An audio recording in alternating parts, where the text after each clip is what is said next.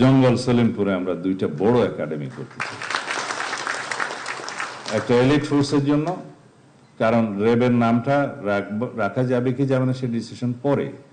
র্যাবের জন্য আলাদা লেজিসলেশন করার জন্য আমরা ইতিমধ্যে অনেক দূরে এগিয়ে গিয়েছি, রিপোর্টটা আমার বরাবর আসবে।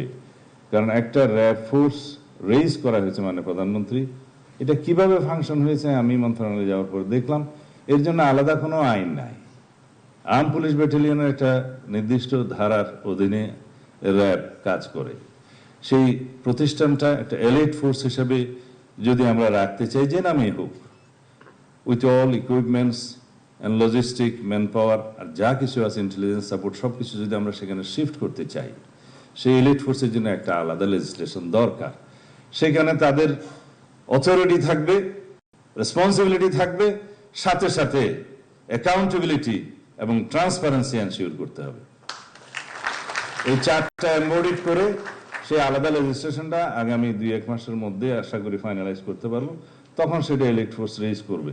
এখন অ্যাডপ ভিত্তিতে এই সমস্ত প্রতিষ্ঠান কিভাবে 10-12 বছর চলেছে বা আরো বেশি চলেছে আমি জানি না। এভাবে রাষ্ট্র চলতে পারে না।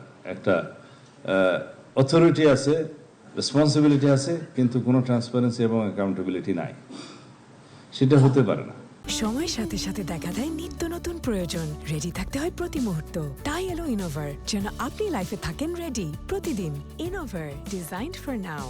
পুলিশ ক্লিয়ারেন্সের নামে অতীতে যে সমস্ত ভোগান্তি হতো আমরা নিজেরা ভুগি জানি, সেই রকম কোনো রিপোর্ট যেন না আসে। প্রতিটি থানায় আগত সেবা প্রার্থী যেন কোনো প্রকার হয়রানির ছাড়া আইনি সহযোগিতা পায় তা নিশ্চিত করতে হবে। মনে রাখবেন, আপনাদের প্রতিটি আচরণ যেন রাষ্ট্রীয় সেবকের প্রতিফলন হয়।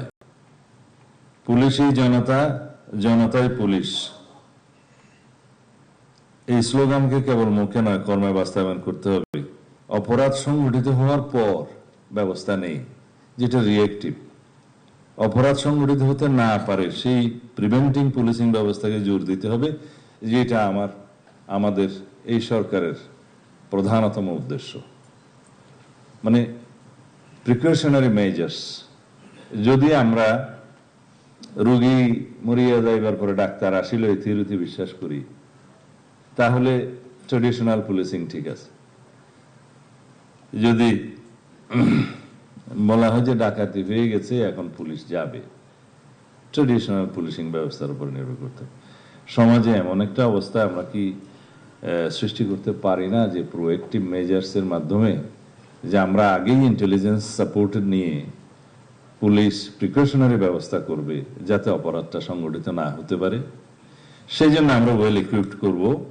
আপনাদের এই প্রস্তাবগুলো আমি একটু পরে বলবো।